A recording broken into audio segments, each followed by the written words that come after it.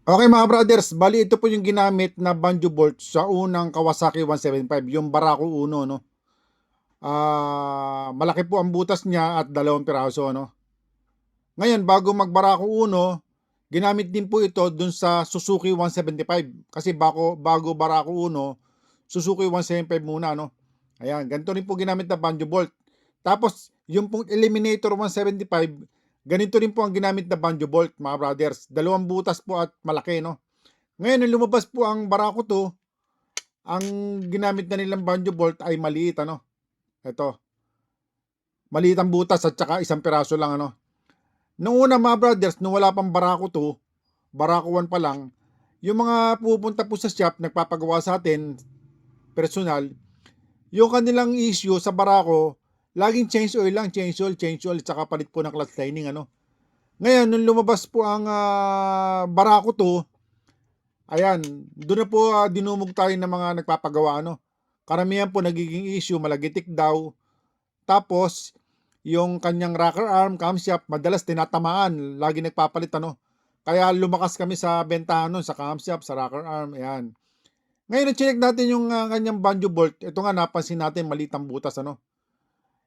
Na-vlog po natin to nung bago pumasok ang 2022, mga brothers.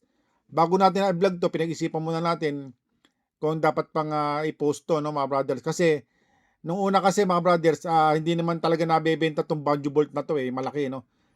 Ngayon, ginawa natin, nung pinalitan natin ng banjo bolt ng Barako 1, yung Barako 2, medyo nag-smooth po yung andar ng Barako 2, mga brothers. Kasi napansin namin yung volume ng langis sa cylinder head niya nung binuksan namin yung timing chain cover. Maganda po yung splash ng kanyang ng langis, ano. Maganda po yung splash ng langis nung tinanggal namin yung cover ng timing chain. Ngayon, doon sa mga nagsasabi mga brothers na mas maganda raw yung mas maliit ang butas sa Barako 2, palagay ko mga brothers, mahihirapan kayong kumbinsihin yung mga gumamit na ng Barako 1, ano, yung Barako 1 na ganito, no. Yung Barako 1, yung Eliminator 175 at saka yung Suzuki 175, mahirapan kayong kumbinsihin na palitan nila yung banjo bolt nila ng pambarako to ng maliit ang butas. Ayan. Manapa, mga brothers, mas marami po ang tumatangkilik ng banjo bolt na malaki butas na ilagay sa Barako 2. Ayan mga brothers.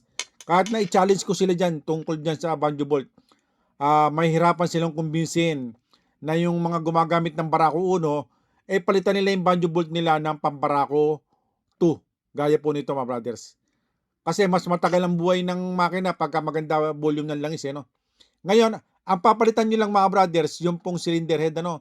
Yung sa may sprocket, wag nyo pong papalitan, ano? Sa ibang pagkakataon mga brothers, ibablog natin kung bakit kahit hindi napalitan nyo sa may sprocket. Okay?